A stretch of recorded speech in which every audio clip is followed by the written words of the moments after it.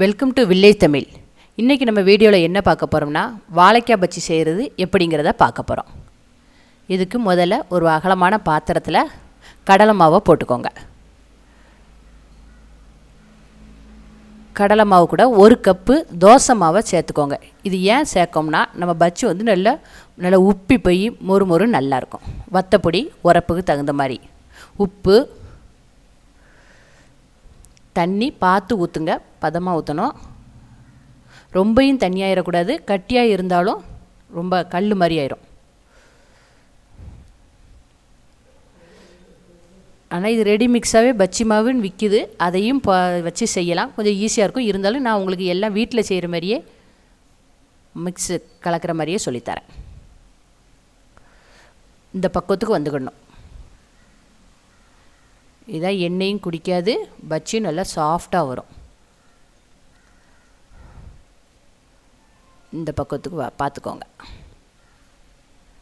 வாழைக்காவை இந்த இதில் ரொம்ப மெல்லிசாக பார்த்து வெட்டி வச்சுக்கோங்க.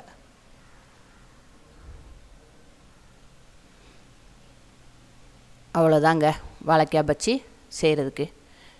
இதை அந்த மாவில் ஒன்றுன்னா நல்லா முக்கி எடுக்க வேண்டியதான். எண்ணெய் நல்லா காஞ்ச பிறகு போடுங்க.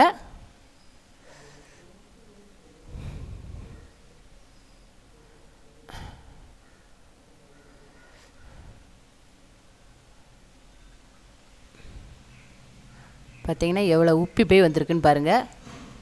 நல்லா மொறுன்னு உப்பி போய் வந்திருக்கும்.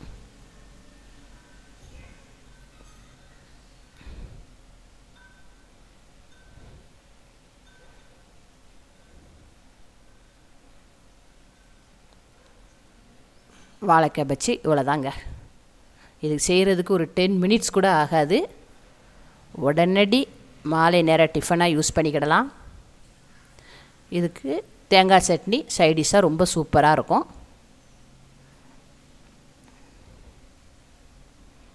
நீங்களும் இந்த டிஃபனை உங்கள் வீட்டில் செஞ்சு பாருங்கள். இந்த வீடியோ பிடிச்சிருக்குன்னு நினைக்கிறேன். மறக்காமல் லைக் பண்ணுங்கள். இந்த பஜ்ஜி செய்கிறது எப்படிங்கிறத உங்கள் ஃப்ரெண்ட்ஸ்க்கு ஷேர் பண்ணுங்கள். குறைகள் எது இருந்துன்னா கமெண்ட் பாக்ஸில் தெரிவிக்கவும். உங்களுக்கு டவுட் எது வந்தாலும் அதையும் கமெண்ட் பாக்ஸில் தெரிவிங்க, நான் ஆன்சர் பண்ணுறேன். எங்கள் சேனலை இது வரைக்கும் சப்ஸ்கிரைப் பண்ணாதவங்க உடனே போய் சப்ஸ்கிரைப் பண்ணுங்கள். நன்றி, வணக்கம்.